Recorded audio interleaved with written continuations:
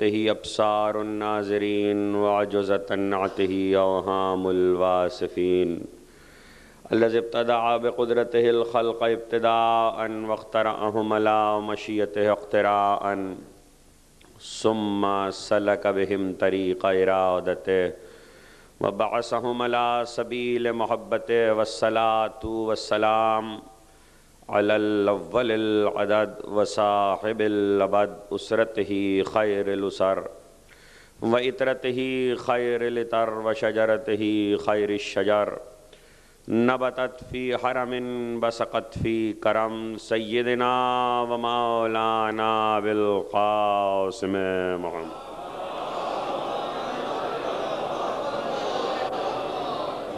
واہل بیتہ الطیبین الطاہرین المعصومین المظلومین الذین اذھب اللہ عنہم الرجس وطہرہم تطہیرا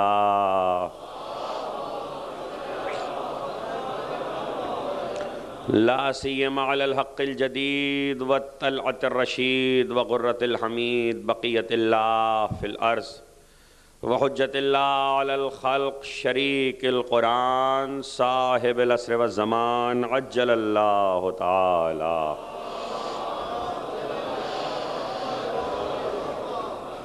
واللعنۃ الدائمۃ الباقیۃ علی اعدائہم ومنکر فوائلہم وغاصب حقوقہم اجمعین من یوم الظلمہم الی یوم الدین اما بعد فقد قال اللہ سبحانہ وتعالی فی محکم کتابہ الحکیم ضرب اللہ مثلا کلمۃ طیبۃ کشجرۃ طیبۃ اصلها ثابت وفرعها فی السماء صلوات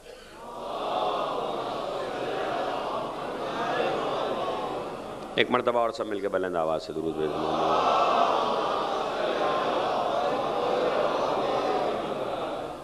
یوم سعید ہے آج کا دن 15 جمادی الاول 36 ہجری روز ولادت حضرت امام زین العابدین علیہ السلام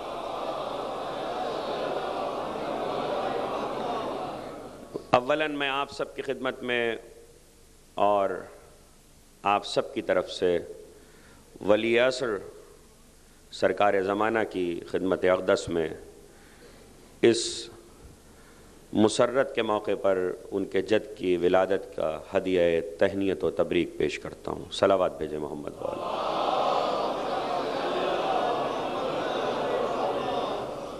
آج کی اگرچہ امام کی ولادت کی تاریخوں میں مورخین نے اختلاف کیا ہے اور اسی وجہ سے عالم تشیع میں 2 تاریخیں امام کی ولادت کی منائی جاتی ہیں ایک شعبان کی پہلی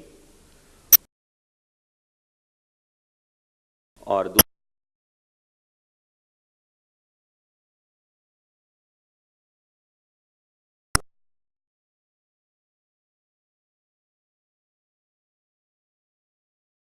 جمع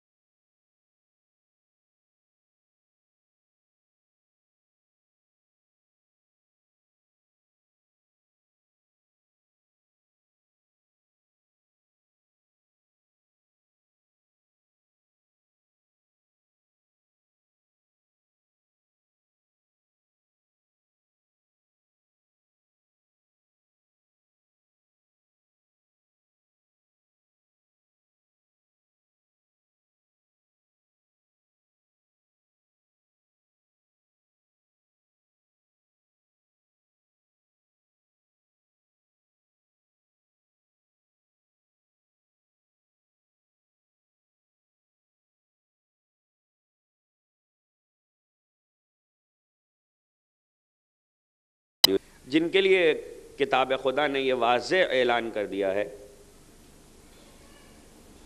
کہ وہ اوصاف ذریت میں جاتے ہیں. اور ذریت کے معنی یہ ہے کہ جہاں ذرہ عصمت منتقل ہو رہا ہے، طینت عصمت منتقل ہو رہی ہے، وہاں وہ اوصاف منتقل ہوتے ہیں۔ اسی بات کو قرآن مجید نے دوسری طرح بھی بیان کیا ہے۔ ضرب اللہ مثلا کلمۃ طیبۃ کشجرۃ طیبۃ اصلها ثابت وفرعها فی السماء۔ اللہ کلمہ طیبہ کی مثال، پاک و پاکیزہ کلمے کی مثال۔ دیکھیں یہ ترجمہ کرنے والے کی اردو زبان کی مجبوری ہے کہ اس نے طیب کا ترجمہ پاک کیا ہے۔ عربی زبان سے واقفیت رکھنے والے لوگ یہ جانتے ہیں کہ طیب عربی میں پاک کو نہیں، خوشبو کو کہتے ہیں۔ لفظ طیب عربی میں خوشبو کے لیے استعمال ہوتا ہے، اور یہاں طیب کا لفظ رکھ کر قدرت نے اسی نزاکت کا احساس دلایا ہے کہ پاکیزہ کلمہ اور ہوتا ہے، طیب کلمہ اور ہوتا ہے۔ وہ کلمے سے مراد یہاں وہ نہیں ہے جو زبان پہ جاری ہو، لا الہ نہیں ہے، بلکہ کوئی ایسا کلمہ ہے جو خوشبو رکھتا ہے، اور خوشبو بھی ایسی کہ پہچانی جاتی ہے۔ دیکھیے خوشبو کا ایک اپنا قانون ہے، اور خوشبو کا قانون یہ ہے کہ اگر خوشبو اچھی ہے تو آپ کو بتانے کی ضرورت نہیں ہے کہ آپ عطر لگا کے آئیں، زبان سے کہنے کی ضرورت نہیں ہے کہ میں نے آج فلاں پرفیوم لگایا ہے، یعنی خوشبو تو خود بتا دیتی ہے۔ یہاں قرآن نے لفظ طیب رکھ کے یہی بتایا ہے۔ اللہ کلمہ طیبہ کی مثال شجرہ طیبہ سے دیتا ہے، یعنی ایک درخت ہے اس کی بھی خوشبو ہے، ایک کلمہ ہے اس کی بھی خوشبو ہے۔ اور کبھی آپ نے دیکھا ہوگا درخت کی خوشبو پہچانی جاتی ہے۔ سامنے کی مثال دے دوں، جو پرانے بزرگ ہوتے ہیں ان سے پوچھئے گا، وہ جانتے ہیں، ہندوستان سے تعلق رکھنے والے لوگ تشریف فرما ہیں، کہ آم اپنی خوشبو سے پہچانا جاتا ہے۔ آم کا پھل اگر آپ کو نام نہیں بھی پتا ہے تو صرف خوشبو بتا دے گی کہ یہ کون سا آم ہے، چوسا ہے کہ لنگڑا ہے، یعنی خوشبو بتاتی۔ امرود کی خوشبو کبھی آم سے نہیں آئے گی، آم کی خوشبو کبھی سنگترے سے نہیں آئے گی، ہر پھل کی اپنی خوشبو ہوتی ہے۔ اسی طرح اللہ نے لفظ شجر سے شجرہ رکھا، اسی طرح خوشبو شجرے کی بھی ہوتی ہے، جیسے شجر کی ہوتی ہے۔ جیسے پھل پہچانا جاتا ہے درختوں کا خوشبو سے، اسی طرح شجرے کے ثمر بھی خوشبو سے پہچانے جاتے ہیں۔ یعنی خوشبو بتائے گی کہ رسالت کا شجرہ ہے کہ امامت کا، خوشبو بتائے گی کہ ولایت کا شجرہ ہے کہ عصمت کا۔ وہ خوشبو منتقل ہوتی ہے، یاد رکھیے گا، وہ خوشبو ایک کے بعد ایک منتقل ہوتی ہے۔ اسی لیے بہت سے موقع ایسے ہیں کہ جہاں راوی نے وصف امام دیکھ کر بے ساختہ یہ کہا، اللہ عالم حیث یجعل رسالہ، اللہ بہتر جانتا ہے کہ رسالت کو کہاں قرار دے۔ یہ دیکھنے والے نے امام کے وصف کو دیکھ کر یہ آیت کیوں پڑھی؟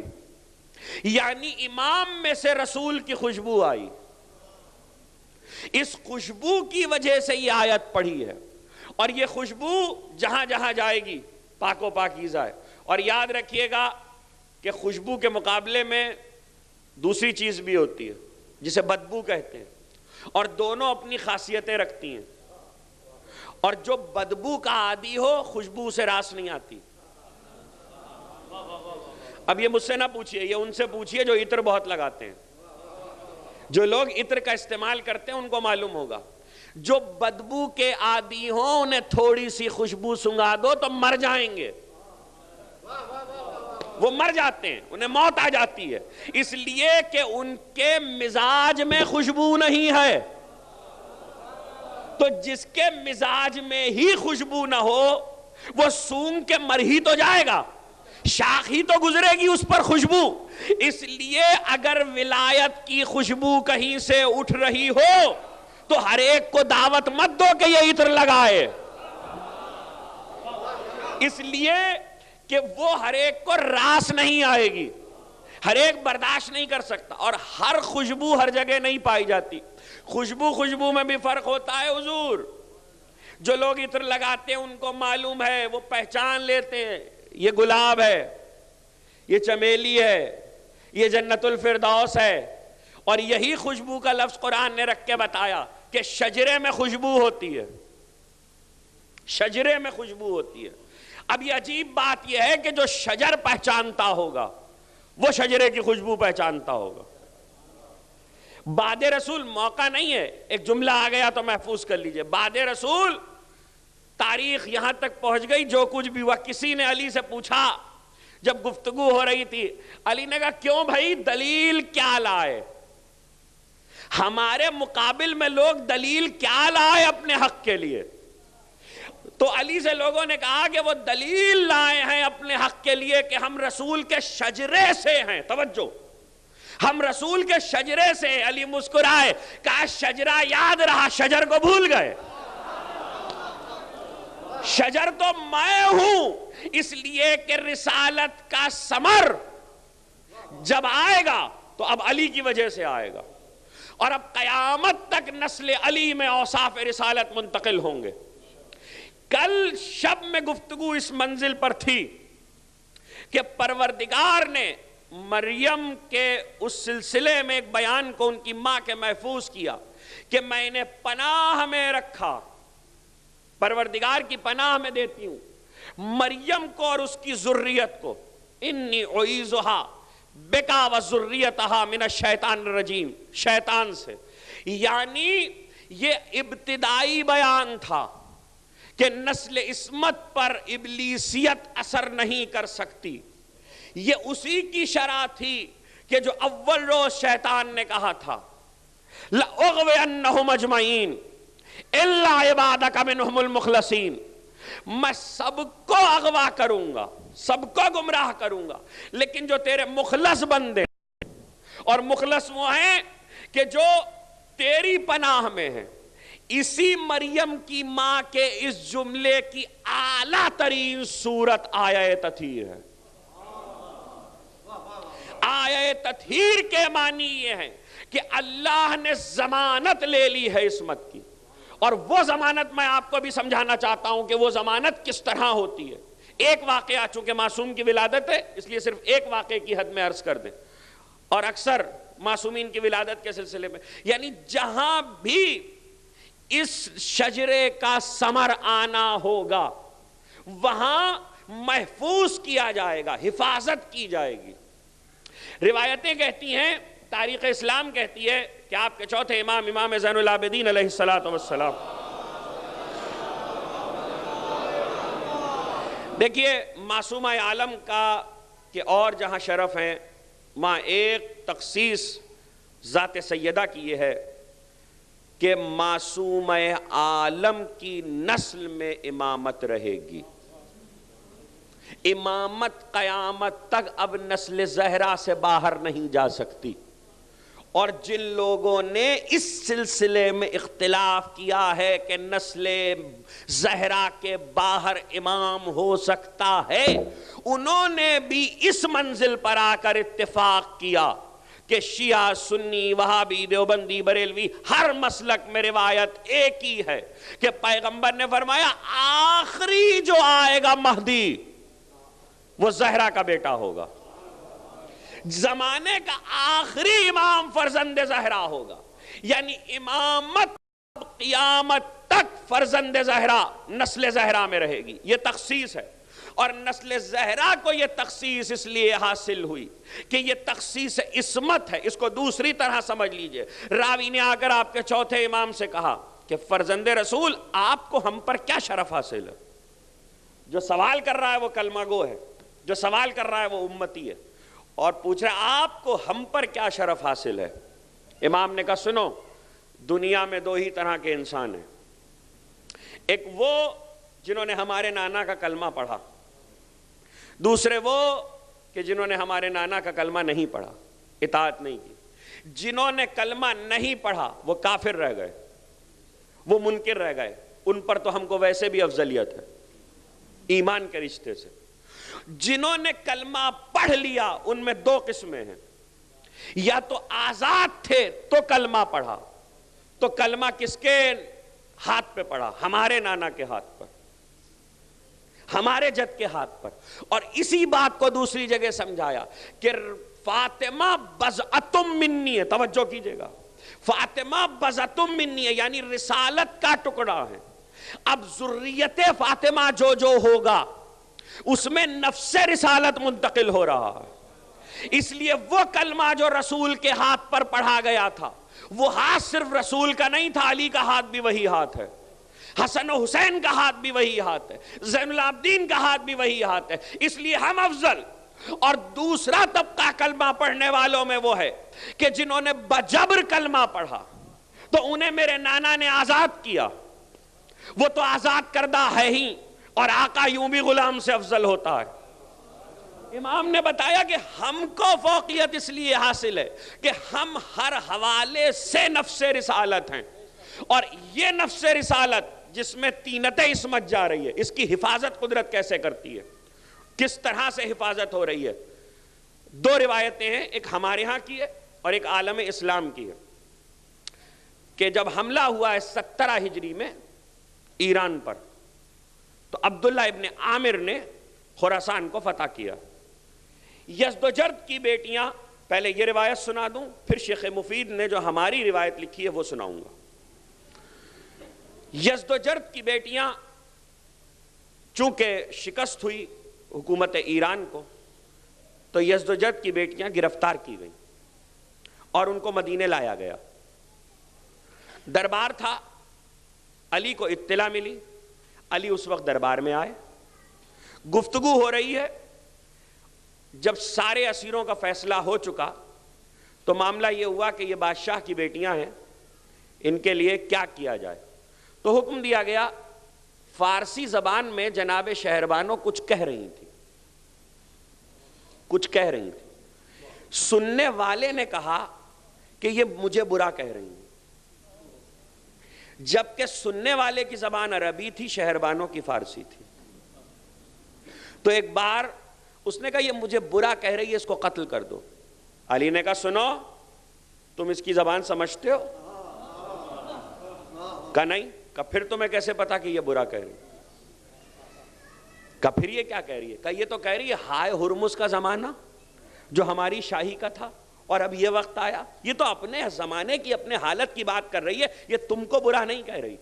معلوم یہ ہوا کہ زبانوں کے اختلاف میں اکثر ایسا بھی ہوتا ہے کہ لوگ یہ سمجھتے ہیں کہ ہمیں برا کہا جا رہا ہے، اس لیے کہ لفظ کے معنی نہیں معلوم ہوتے.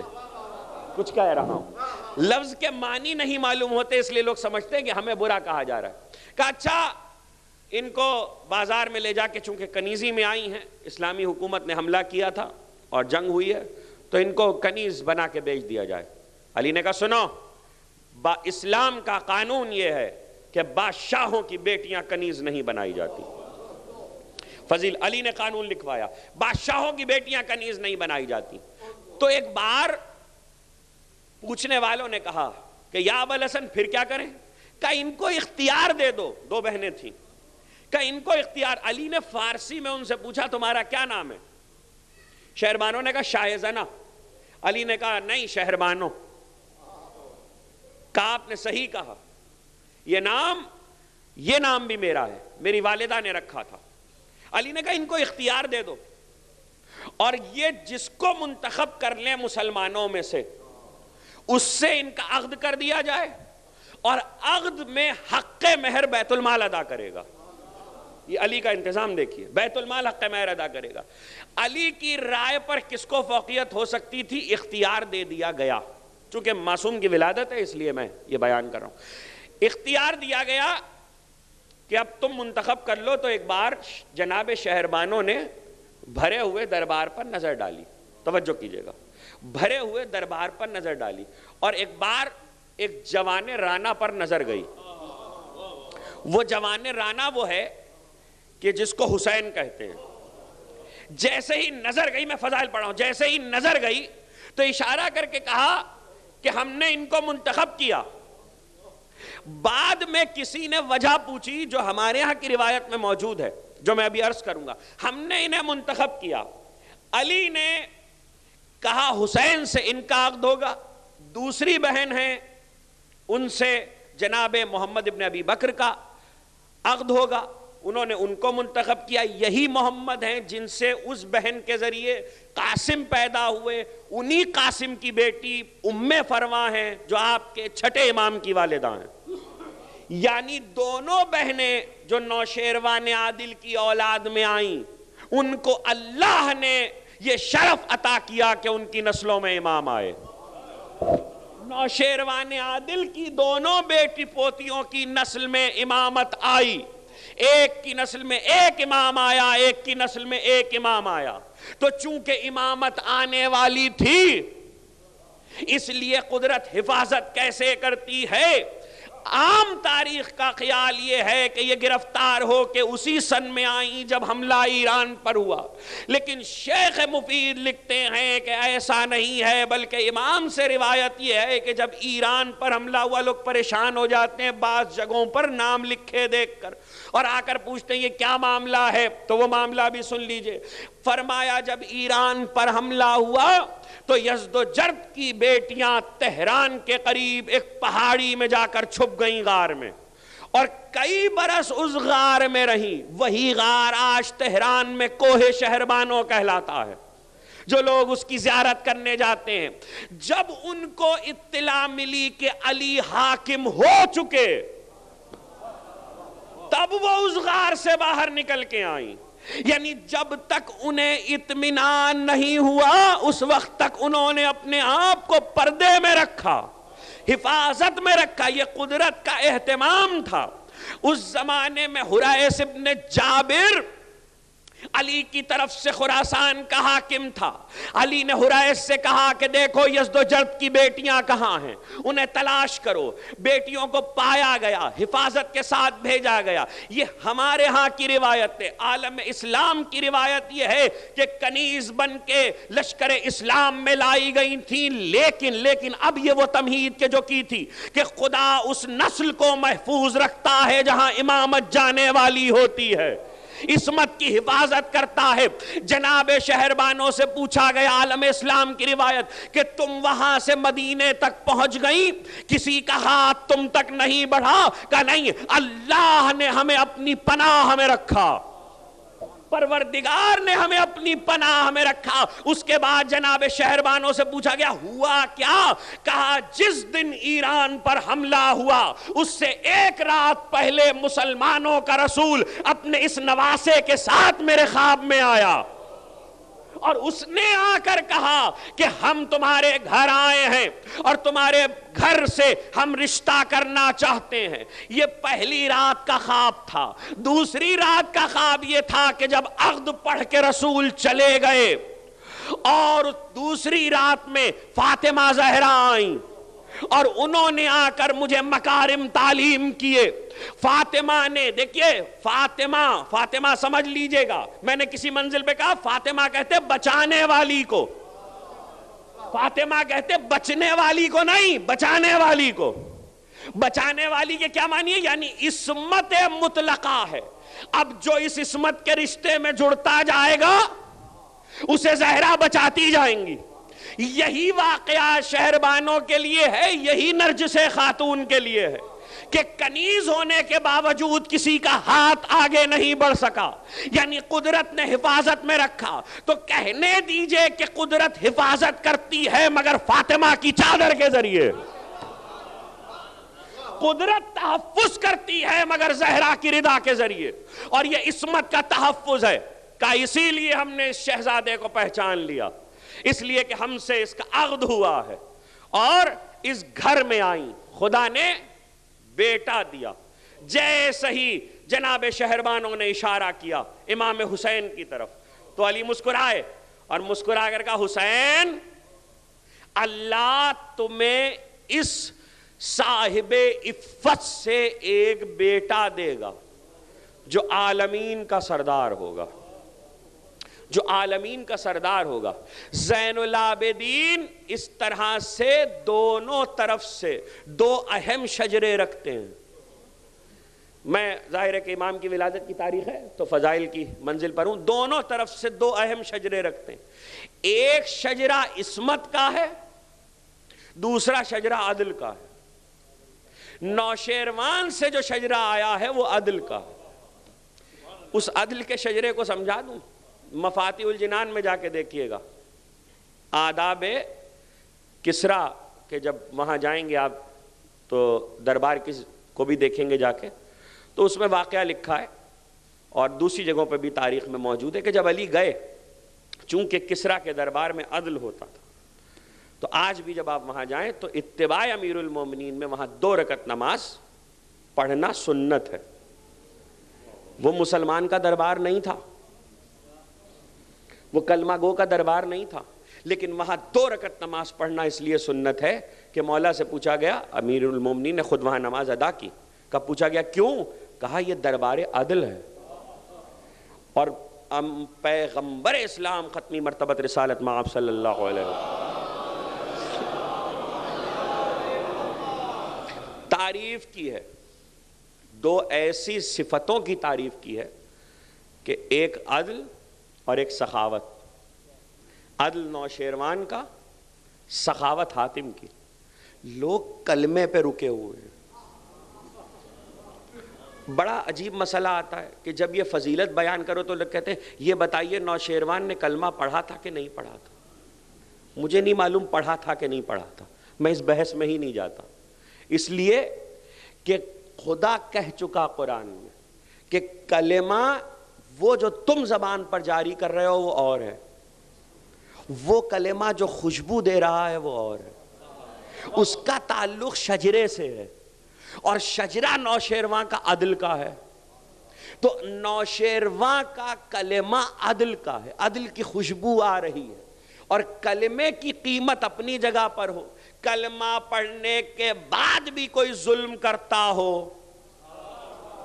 تو ایسا نوشیرواں اچھا جس نے کلمہ نہیں پڑھا مگر عدل کیا. اور عدل بھی ایسا کہ اس کے دربار میں جا کر 2 رکعت نماز پڑھنا سنت ہو جائے. احترام عدالت میں تو ایک طرف خون میں عدل آیا، دوسری طرف عصمت آئی. میں بات کو جوڑ دوں، عصمت بھی مزاج کے عدل کا نام ہے. عصمت عدل ہی کو کہتے ہیں، جہاں عدل نہ ہو وہاں عصمت نہیں ہوا کرتی. اس لیے کہ عصمت کے معنی ہیں پروردگار کی اطاعت کی راہ پر قائم رہنا، اور ارادی اور اختیاری طور پر رہے تو آدمی اپنے آپ کو محفوظ بنا سکتا ہے، اس حد تک جا سکتا ہے. قدرت جب اس عدل کو خون میں رکھ دے تو اسے معصوم کہتے ہیں. جہاں یہ خون میں آگے بڑھتا ہے اور یہ پہچانا جاتا ہے، اس طرح پہچانا جاتا ہے کہ جگہ جگہ بات سامنے آتی ہے. چونکہ جناب شہربانوں کی وفات امام کی ولادت کے 4تھے مہینے ہو گئی تھی اور جناب فضہ گھر میں موجود ہیں، جناب ام لیلہ ہیں، جناب ام رباب ہیں، تو اب ماں کے رشتے سے 2 بیویاں گھر میں موجود ہیں. لکھا ہے مورخین نے کہ آپ کے 4تھے امام ماں کے ساتھ کھانا نہیں کھاتے تھے. توجہ کیجئے گا، ماں کے ساتھ کھانا نہیں کھاتے تھے. ظاہر ہے کہ حقیقی ماں موجود نہیں ہے، لیکن لوگ لفظ استعمال کر دیتے ہیں بعض جگہ سوتاپے کا. میں نہیں قائل ہوں اس کا. اہل بیت کے گھر میں سوتاپا ہوتا ہی نہیں ہے.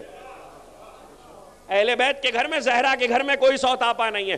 ہاں احترام یہ تھا کہ ماں کے ساتھ کھانا نہیں کھاتے تھے، یعنی جناب ام لیلہ اور جناب ام رباب کے ساتھ بیٹھ کر کھانا نہیں کھاتے تھے. لوگوں نے پوچھا کہ مکارم اخلاق تو آپ کے گھرانے کے ہیں، صلہ رحم تو آپ نے سکھایا ہے، آپ ماں کے ساتھ کھانا نہیں کھاتے. تو ایک بار امام مسکرائے گا، سنو میں اس لیے کھانا نہیں کھاتا کہ کہیں ایسا نہ ہو کہ دسترخوان پر ایک شے کی طرف میری ماں متوجہ ہو اور میرا ہاتھ اس سے پہلے چلا جائے. میں اپنی ماں کے احترام میں دسترخوان پہ ساتھ نہیں بیٹھتا.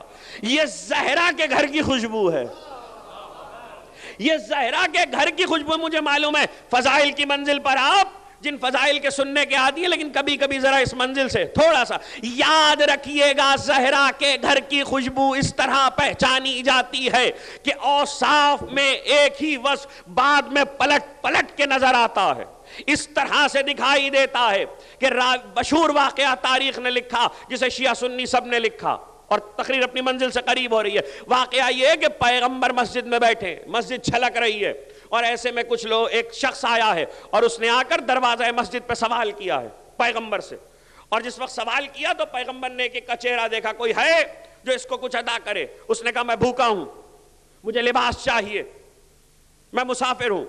پیغمبر نے کوئی ہے جو اس کے سوال کو پورا کرے؟ کوئی نہ تھا۔ ایسے موقع پر پیغمبر نے کہا جاؤ سلمان ذرا دیکھو 9 حجروں میں سے کسی حجرے میں سے سوال پورا ہو جائے۔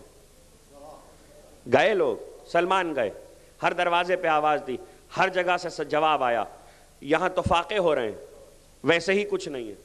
جب سلمان واپس آئے اور کہا کہ یا رسول اللہ کسی حجرے سے کچھ نہ ملا، تو پیغمبر نے کہا سلمان دیکھو در زہرا پر جاؤ۔ در زہرا، میں نے دادی اور پوتے کے ذکر کو جمع کرے، دیکھو در زہرا پہ جاؤ، عجیب وصف ہے، در زہرا پر جاؤ اور وہاں جا کے سوال کرو۔ سلمان پہنچے، فضہ دروازے پر آئیں، کہا مجھے رسول نے بھیجا ہے، سائل مسجد کے دروازے پر ہے اور سوال کیا ہے، اور رسول نے مجھے بی بی کے دروازے پر بھیجا۔ فضہ اندر گئیں اور واپس آئیں، یہ کہتی ہوئی گئی تھیں کہ سلمان سیدہ کے گھر میں تو ویسے ہی 3 دن کا فاقہ ہے، کہا تم رسول کی بات زہرا تک پہنچا دو۔ سیدہ تک رسول کی بات پہنچی، کہتے ہیں سیدہ نے اپنے گلے کا گلوبند اتارا، گلوبند اتار کر فضہ کو دیا، اور فضہ سے کہا یہ سلمان کو دے دینا اور کہنا کہ جا کے میرے بابا کو دے دیں، اس کو بیچ کر قیمت ادا کر دیں، اور جو قیمت ملے اس سے فقیر کی ضرورت پوری کر دیں۔ کہا گلوبند لے کے چلے، سلمان گلوبند لے کر آئے مسجد میں۔ دیکھیے فقیر نے روٹی مانگی تھی، فقیر کو لباس چاہیے تھا، زہرا نے گلوبند دیا ہے۔ گلوبند پہنچا، رسول نے بھری ہوئی مسجد میں سوال کیا کون ہے جو اس گلوبند کو خریدے؟ کون ہے جو اس کو خریدے؟ دیکھیے فقیر کو خیرات دینے والے تو نہیں تھے نا، لیکن اب تو مسئلہ برابر کے سودے کا ہے، خریدنے کی بات ہے تو قیمت ادا کرو، گلوبند لے جاؤ۔ گلوبند قیمتی تھا، لیکن اب معاملہ یہ تھا کہ گلوبند کسی اور کا نہیں تھا، سیدہ کا تھا۔ رسول نے کہا کون ہے جو اسے خریدے؟ سناٹا ہو گیا۔ ایک بار عمار آگے بڑھے اور عمار نے کہا یا رسول اللہ میں اس گلوبند کو خریدتا ہوں، اور میں اس گلوبند کی قیمت میں ایک گھوڑا، کپڑوں کے تھان، اتنے 1000 درہم و دینار، اس کے راستے کا کھانا اور آذوقہ، اور ایک غلام اپنی طرف سے اسے دیتا ہوں۔ عمار نے گلوبند خرید لیا، گلوبند خرید کے گھر گئے، پارچے میں حریر کے اس گلوبند کو لپیٹا، خوشبو لگائی، اس گلوبند کو لے کے چلے۔ فقیر کی تو ضرورت پوری ہو گئی، مگر فقیر یہ دیکھ رہا ہے کہ عمار کیا کرتے ہیں۔ فقیر ابھی گیا نہیں ہے، فقیر دیکھ رہا ہے کہ عمار کیا کرتے ہیں۔ عمار گلوبند کو لے کر آئے، پارچہ حریر میں لپیٹا، حریر کے کپڑے میں، اور اس کے بعد خوشبو لگا کے واپس در زہرا پر آئے، سلام کیا، فضہ باہر آئیں، کہا شہزادی سے کہنا عمار آیا ہے۔ شہزادی نے سلام کا جواب دیا، پوچھوایا کہ عمار کیوں آئے ہو؟ کہا بی بی ایک ہدیہ لے کر آیا ہوں، نظر کرنے کے لیے آیا ہوں، اور ساتھ ایک غلام بھی تھا، غلام کا نام تھا سہم۔ غلام کو لے کر آئے گا بی بی اس غلام کو بھی آپ کی نظر کرتا ہوں آپ کے گھر کی، اور یہ گلوبند بھی آپ کی خدمت میں نظر کرتا ہوں۔ تو بی بی نے کہا عمار ہم جو دے دیتے ہیں وہ رائے خدا میں واپس نہیں لیتے۔ تو ایک بار عمار نے کہا بی بی یہ میں نے خرید لیا تھا، اور اب میں خریدنے کے بعد اسے آپ کی نظر کرنے آیا ہوں۔ اس وقت رسول بھی در زہرا پہ پہنچ گئے، وہ فقیر یہ سب دیکھ رہا تھا۔ فقیر نے کہا کتنا بابرکت گلوبند تھا، بھوکے کو کھانا کھلایا، برہنہ کو کپڑے دیے، سواری نہ رکھنے والے کو سواری ملی، غلام کو آزاد کرایا اور اپنی مالکہ کے پاس واپس پہنچ گیا۔ یہ کتنا بابرکت گلوبند ہے۔ آپ نے دیکھا کہ وصف سیدہ یہ ہے کہ سیدہ کی شے کتنی برکت پھیلاتی ہوئی واپس آ گئی۔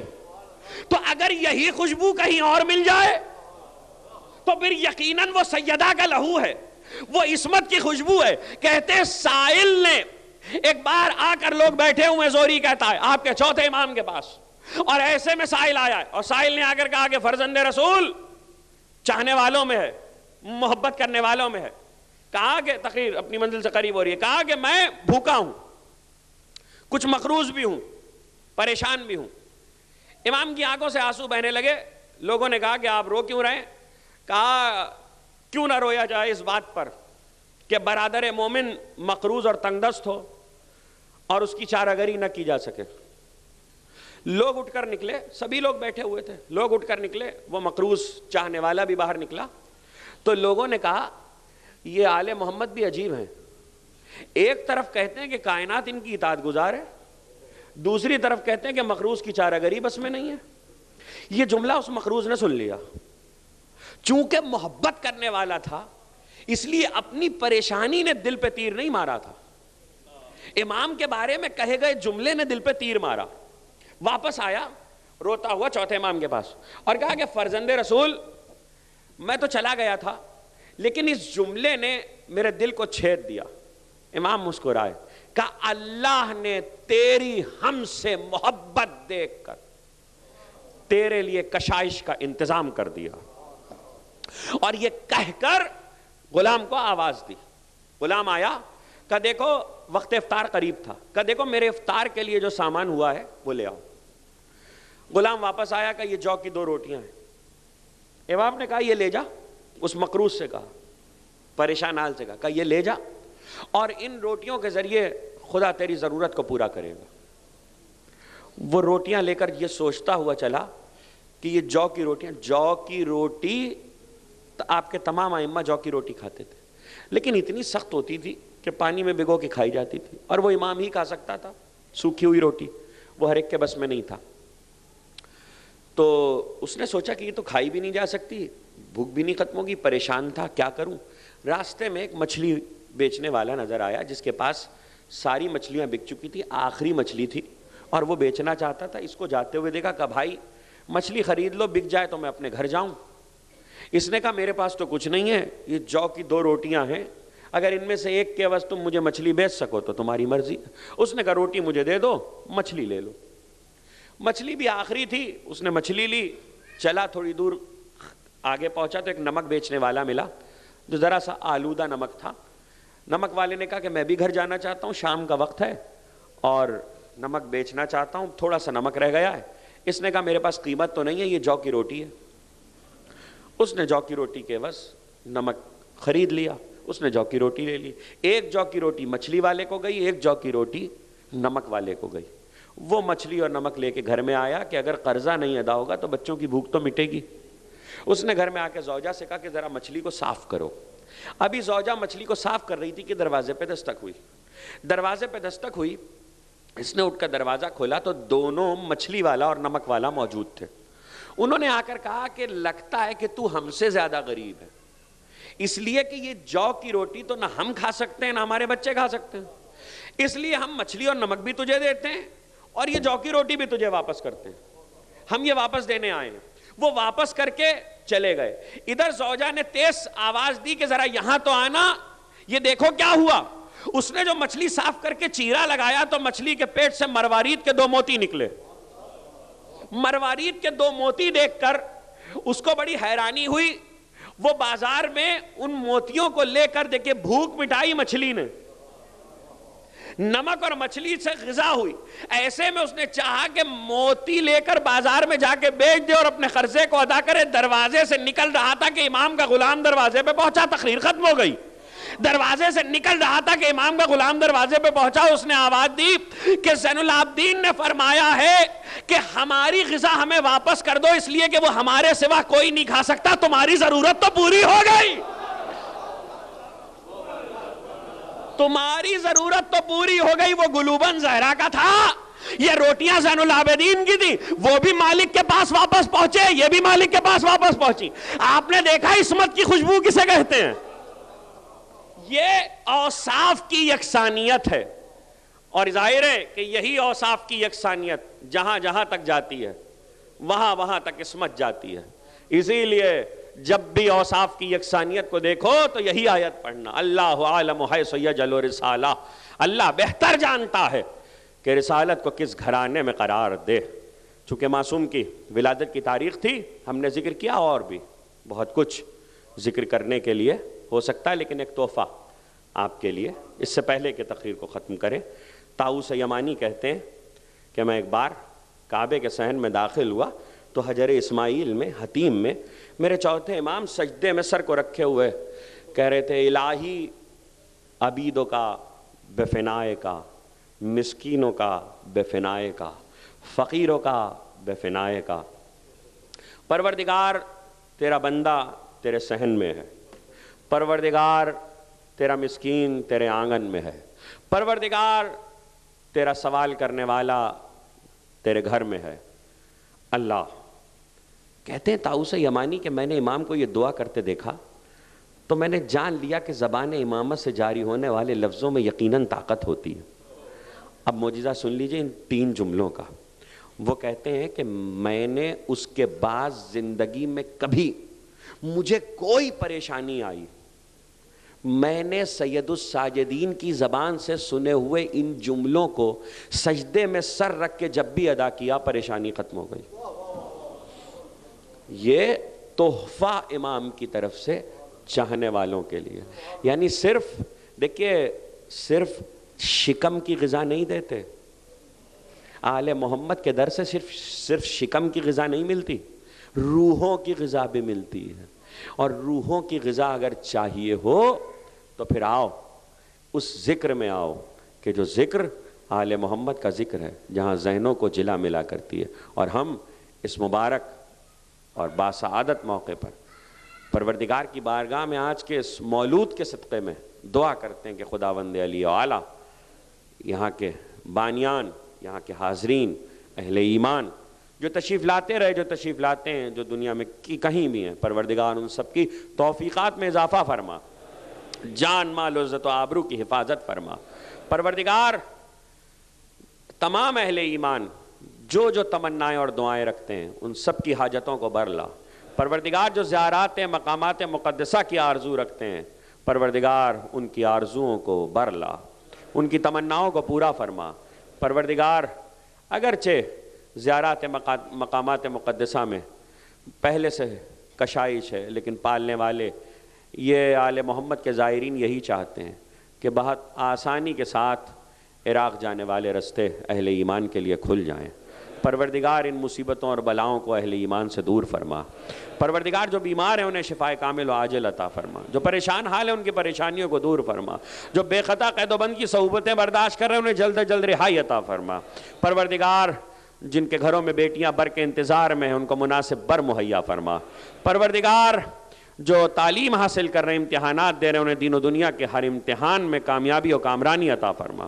پروردگار جو بے اولاد ہیں انہیں اولاد صالح و نرینہ کرامت فرما. پروردگار اپنے حجت کے ظہور میں تعجیل فرما, ہمیں ان کے آوان و انصار میں شمار فرما. اگر تیرا امر حتمی جسے ہم موت کہتے ہیں ہمارے ان کے ظہور کے درمیان حائل ہو جائے تو ہمیں قبروں سے اٹھا کے اپنے ہادی سے ملحق کر دینا.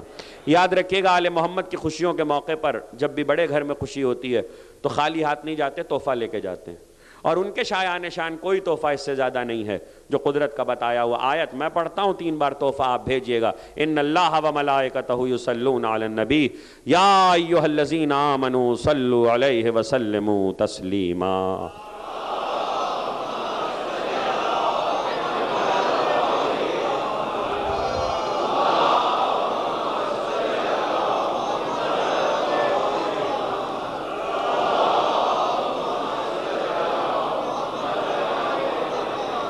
تہنیت دیجئے ایک دوسرے کو. ہے